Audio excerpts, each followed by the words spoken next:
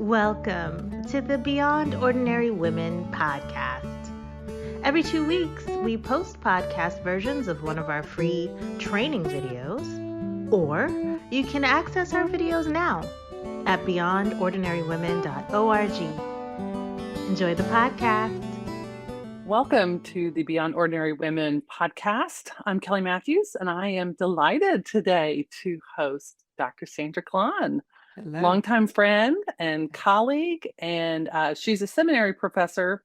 But today we're going to talk to her in her context of being the co-founder of the Visual Museum for Women in Christianity. Welcome, Dr. Thank Klahn. you. My pleasure.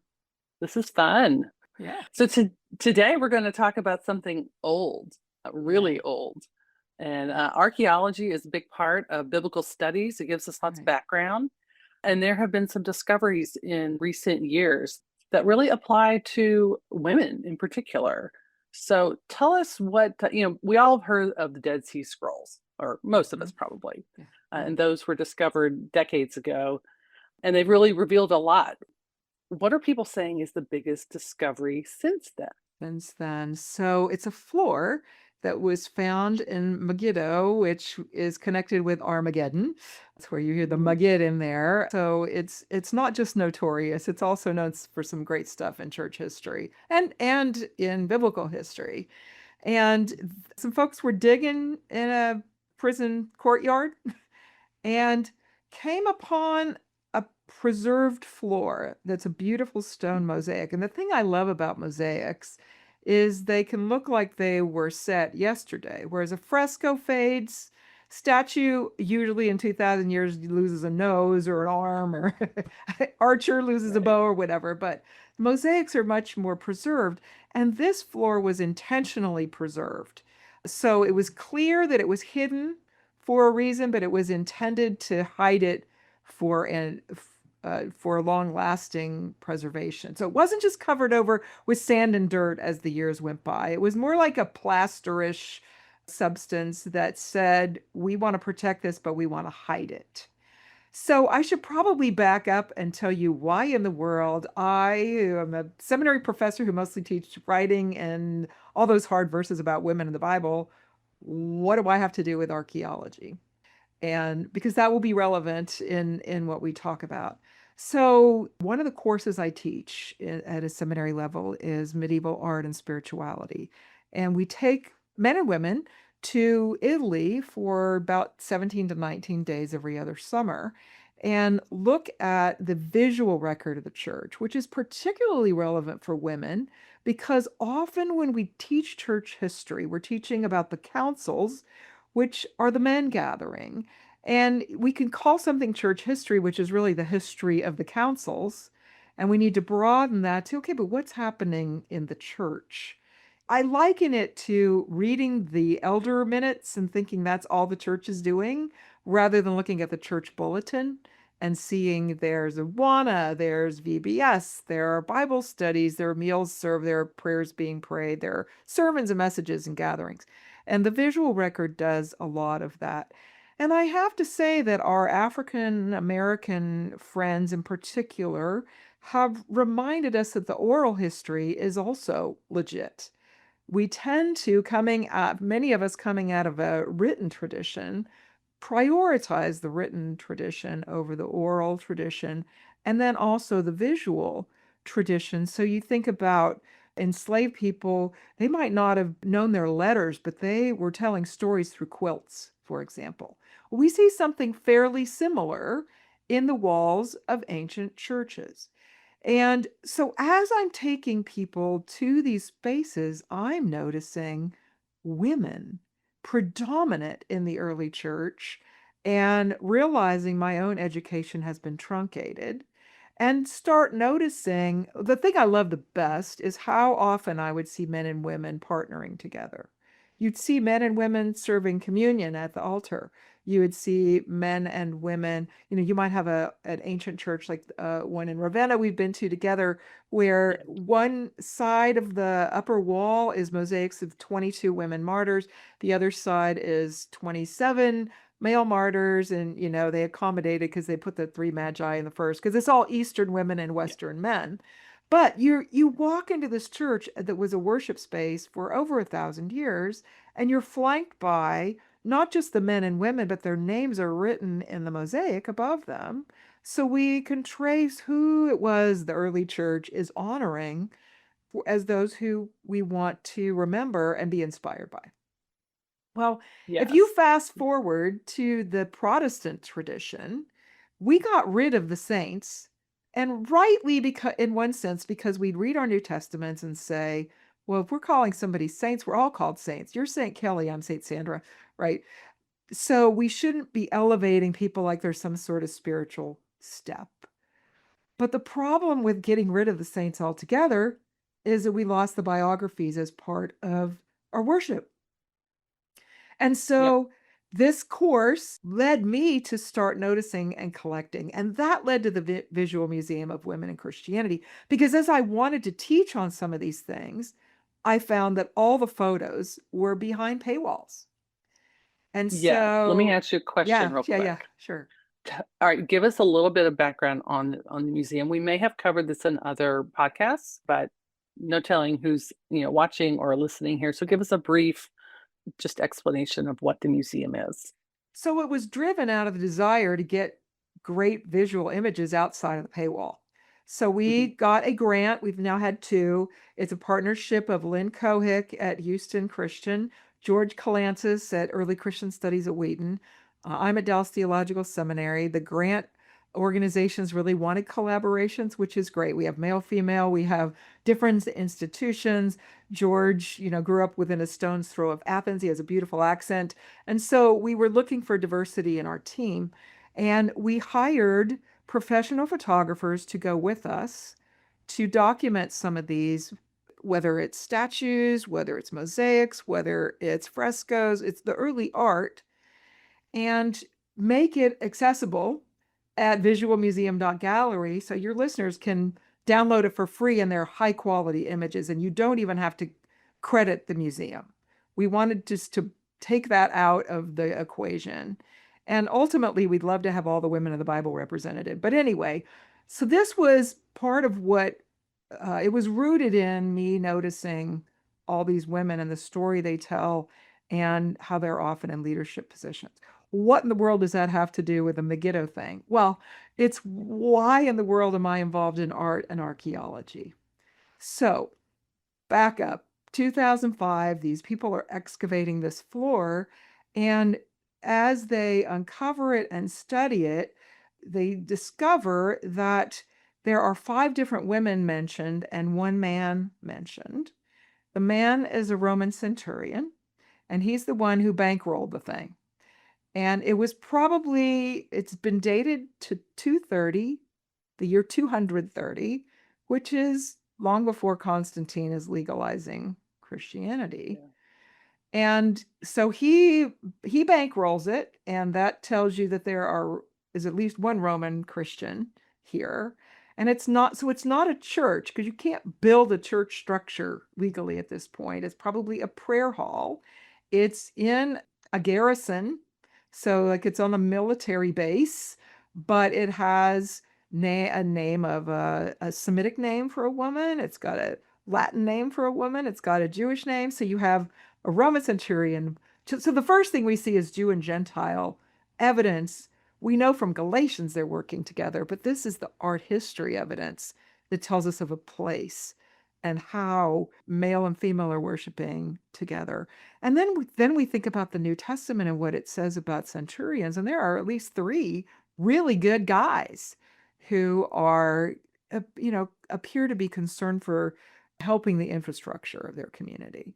So you have him bankrolling it, and then you have 4 women who the inscription says, remember these 4. And then, and this is the big deal, then there's an inscription that says, Akeptus paid for this table, this memorial table, and it's the same word from memorial that we find in 1 Corinthians. So we know that this is the Eucharist table. This isn't just some table. And it's important enough to this gathering structure to be a separate donation. But that also tells us that the other four women that are not mentioned as donors are probably not listed because they're donors. If you're a benefactor, you're named as such. Okay. Okay. Okay. So we've seen benefactor in Yeah. Romans Yes. 16, Phoebe is Phoebe, named as a yes. Correct. benefactor. Explain exactly what benefactors did. Yeah. Well, What's the we're significance? still, it's a very exciting time to be asking that question because for the longest time, people heard, oh, female benefactor, she's the hostess who's opening up her home and serving chicken. And which is an honorable thing to do. I've been the recipient of that kind of hospitality, but that is probably included, but not the limits of what it involved. And so often we think, well, if you have your name on something, you're really arrogant. And yet you look at all the church halls. And, at my own campus, we had a huge lounge that was donated by the Maybe family, whose name I see elsewhere. Sometimes it's a foundation. Sometimes the name of benefaction is to honor somebody else. So it's not that you're arrogant, right? You want to honor somebody. So in Phoebe's case, she has been a benefactor both to Paul and to some of his friends. She probably bankrolled her trip to deliver his book of Romans, which is his most thorough and wow, it's a pretty expanded theology of our faith. And good chance that she also would have read it out loud and maybe even done some explaining as part of that. So in that tradition, you have this centurion, which sometimes we wrongly think is 100 because we hear century in that, but by this time, it's probably he's over 60 to 80 men. But it's still it's a massive job, a very respected job. And then a Keptus, how do we know that's a woman? Because you just hear that name and you're not sure. We know it's Semitic, but the big deal there is that in the same way that Spanish has el and la, el hombre or la donna, maybe in Italian, that somebody's a male or female based on the gender of the article. That's a fancy way of saying the la or the l. And in this case, the article in front of Akeptus's name is female. So it's like La Akeptus donated it. So we know it was a female donor bankrolling the beautiful communion table. Now, all we have left is the stone foundation for it. The table itself is gone, probably removed Right. when they cover the floor. But Makes then, sense. yeah. But then the other question is, why are these other four mentioned in it? And the reader is called to remember these women. And the memorial is not the same as the word used in the memorial table, which might be, I'm guessing it's not necessarily that they're memorialized because they're martyrs. It very well could be they are of the, members of the Order of Widows, which was a church office, as best we can tell in the early church. So to me, it's significant that there are 5 women. The earlier church that we have, the earliest church that we've had up to date, has either the 5 women proceeding to the tomb or more likely the 5 virgins who are waiting for the returning king. So you think these are connected to some I biblical think allusions? I think it's very possible that the church chose to name 5 women in a really early setting to honor. Could have been a wink to that simply because in those traditions that follow the church year, the last week of the year is Christ the King Sunday, but then it's followed by the first Sunday in Advent, which in the early church, the story for Advent in the beginning was those 10 virgins, 5 of whom were waiting for the king. And Advent's focus is not on Christmas coming and pretending Jesus hasn't been born yet. It's reminding us we're going into the, looking toward Christmas, but you're going to wonder why it still really hurts. It still really hurts because we're in the already not yet. Okay, all of that is interesting. Here's the most interesting thing, and here's where we need to focus. This year marks what? I'm going to ask you. Uh-huh. This What is is the 2025? it is the 1700th anniversary of the Council of Nicaea, Of Nicaea. And which was in 322. Yes. 325. 325, yes. Mhm. 325. And the Mosaic we're looking at is 230. Yes. And what is significant about that is that up to this point, we've had Philippians that tells us Jesus is God. We have the scriptures that tell us Jesus is God, but we haven't had the art record that affirmed that. So when I've taken students to the earliest art in the catacombs, what I find is you might find fish and anchors. You might find the 3 Hebrew children in the fiery furnace. You'll often find the Jonah story, because Jesus uses that to refer to the resurrection of 3 days in the belly of the whale. But what you don't see in the catacombs is Christ on the throne as a king. And that has been, Dan Brown loved that in Da Vinci Code. He, really popularized that, basically the idea that Jesus was just a good shepherd. And you do see the good shepherd a lot in the earliest art. But he got promoted after Constantine. This is the lie. Constantine comes along and now Jesus becomes an emperor and God, but the early church just saw him as a good shepherd. Okay. Was that a Dan Brown thing? Well, it didn't start with Dan Brown. Like the Khan Academy still says it in one of their videos on the Church of Pudenziana or Praxedes in Rome, in their early art. So it wasn't sort of an academic thing that has been said for a long time. And we didn't have the visual record until, drum roll, we have a Keptus dedicating her altar to, wait for it, Jesus God.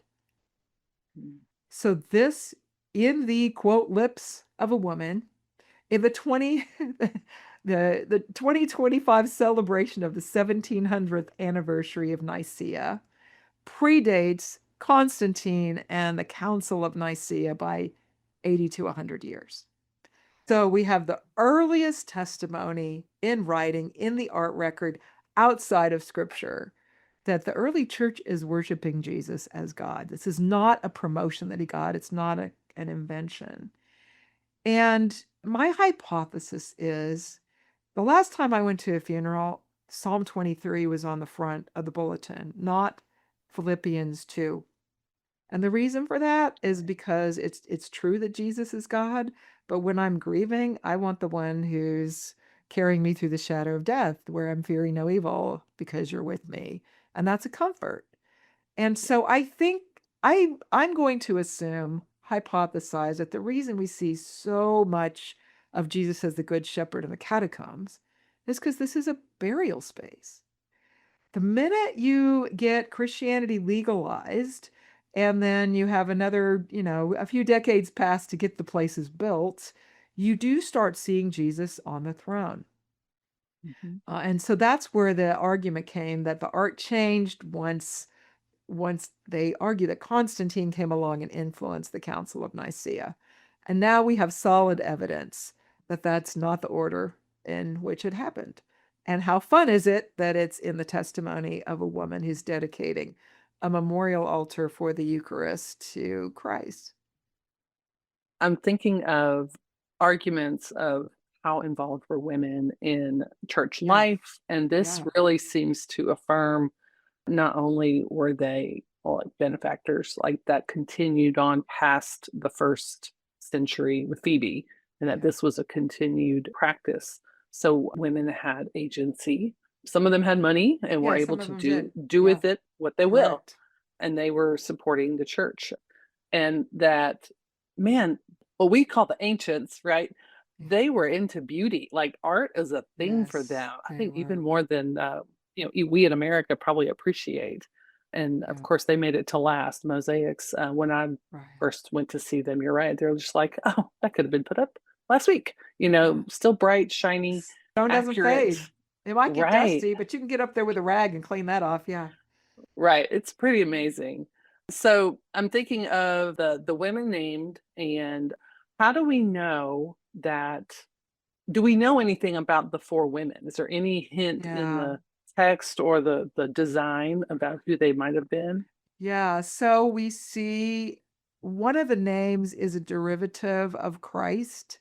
And so we think that was often a name of a martyr who, like we see it in the Ravenna mosaics, Christina or Christine. And it's very possible that somebody whose name we don't know, or maybe like our Tomb of an Unknown Soldier, that could be a name that it might have been a proper name, but it's also possible that it was a name, Jane Doe. Like a Okay. representative Jane of Doe is a real many. name, but it's probably not Yeah. a real person, right? So Uh-huh. that's a possibility of that last name that is a derivative of the name of Christ. But the combination of a Keptus, which is Semitic, the Roman centurion, which is Roman, and then you have Greek and Latin there, and so the combination of names tells us there's Yeah. diversity. The fact that Right. there are 5 women and 1 man also it aligns with what we know about the early church, which is that it had a massive number of women. Now, Yes. here's the wrong narrative of that, and maybe a better narrative. One of the wrong narratives of that, which Jamie Levine, Amy no, Jill? Amy Jill, thank you. Amy Jill Levine. Okay. So she's a Jewish scholar who's a New Testament expert, but not a Christian, but is helping us understand a lot of the Jewish idiom and backgrounds, right? And one of the things that she talks about is how often Christians will say, we had a lot of Christian women because the Jews treated women badly. And that is not the right narrative.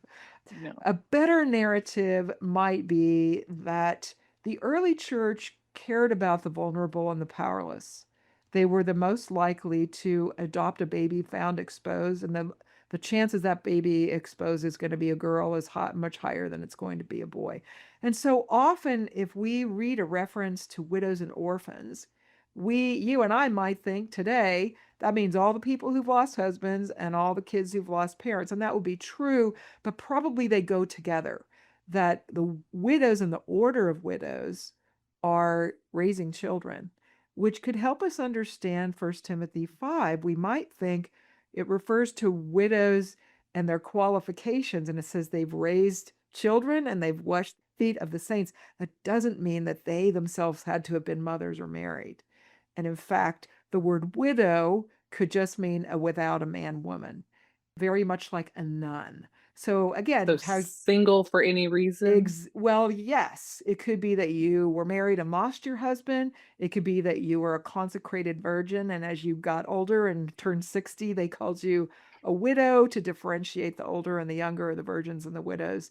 So we need to think more broadly about the term widow, and it's very possible that a Keptus was a widow because that is going to be the most common way that a woman is going to be moneyed and have her Mhm. own money to spend to invest. Very likely Mary Magdalene is going to fit in that category, and the women in Luke 8, 1 and 2 that are bankrolling Jesus and the guys and what they're doing. It's not typical for women to be traveling around on their own unless they're older and they've inherited and they're not married or they don't have sons to legally have to give all that money over to. Makes sense. Makes sense. So we have a diverse early church. We have a Yeah. church where this physical piece of evidence is confirming what we also see in their written record. So I feel like Yeah. this Megiddo mosaic is kind of just cherry on top of things that we think we know, and Right. also it's correcting some false narratives Correct. It's about the confirming early some church. hunches. I mean, we're like, it's in the written record. We just need to find the visual record that Jesus is called God. And now we have the evidence. So right now, as I'm speaking, this is on display at the Museum of the Bible till by the time your listeners hear this, it'll be probably on its way back to Israel. But the plan is for them to return it to Megiddo and for the Megiddo antiquities folks to have a display so people can visit it and see it so that it will be available to the public. It's taken 20 years to restore it, to research it, to find out the names, to sort of get the history. One thing that is maybe worth mentioning is that our hunch on why they covered it was in some decades of the church, emperors are more tolerant than in others. Mhm. And we do know that there was a decade that followed an emperor that was a little more tolerant of Christianity, but long before Constantine, where things were really bad. And it's entirely possible, maybe even probable, that that floor was preserved, knowing that they could no longer be the above ground church And I say that not literally, like they weren't literally having church in the catacombs, but right, that they had to go into hiding and maybe not be so overt in their gatherings as a prayer hall would indicate. So it's fun that this is getting all this press and hit the museum to be closing in the year of the celebration of Nicaea, because the big thing that happens at Nicaea is the church has worshiped Jesus as God, but we've been talking about now he wasn't created. We know that. That's bad doctrine. Right. But, how do we give words to begotten, not created, God of God, light of light that we sing about in a Christmas carol is language out of that Nicene Creed that is said by Orthodox with a capital O, Roman Catholic, Protestant. Like, this takes us back to something that we are united on for 1700 years, and we're celebrating that this year. So what a great time to have somebody affirming, 80 to 100 years before that was written down, that Jesus was God and This he was was worshipped as God. Nicaea didn't create our doctrine. Correct. Right. It That is what I'm trying it to was say. already. Yeah. No, that's great. Yeah. It gave it it's better language to articulate in what way is Jesus God? He's of the same substance of the Father. He's not a junior God, a demigod. He's not created. He's God of God, light of light, of the same substance. And as the Father. this discovery kind of just confirms, well, this is what's been believed all along. Correct. Yeah. Some of us had to believe it by Wonderful. faith. Now we have sight to go with it. Yeah. I love it. Well, that's great. So the mosaic doesn't belong to America, obviously. So Right. it's an Israeli artifact. Are images going to be available of this? I mean, I've seen a few around, but I'm sure the Yeah. museum has been the one to release it. What I really want to know is can we get it in the Visual Museum? Sure. Well, I think Bo is going to get it first, but we'll be working on getting it in the Visual Museum for sure. But yeah, so you can go to the Museum of the Bible website, and even after it's gone, you can find images there. We'll be uploading links to the Bo website, so your listeners will be able to access and look at it. It's very fun to look at. There are really just 3 sort of square sections, one for the Roman centurion, and then it names the guy who actually did the art as well, the guy who got paid great. to do it. Yeah. And then the memorial by, I'm going to call her La Akeptus, calling Jesus God, and then the women whom the worshipers are encouraged to remember, these 4 women. Great. Okay. Well, I'm excited that we can share that image with our viewers, and our listeners will know where to go. So thanks for your time. This was wonderful, and I'm sure that we will see you again here soon. Okay. Thanks for listening to the Beyond Ordinary Women podcast. You can find more podcast episodes and other resources for leaders by going to beyondordinarywomen.org. This podcast is produced by Beyond Ordinary Women Ministries. Our production team includes Diana Anunda, Evelyn Babcock, Kate Daigle, Sharifa Stevens, and Deborah Herring. The theme music, Back in Stride, was written by Don E. Miller, produced by Glenn W. Cranford, and used courtesy of Christina K. Miller.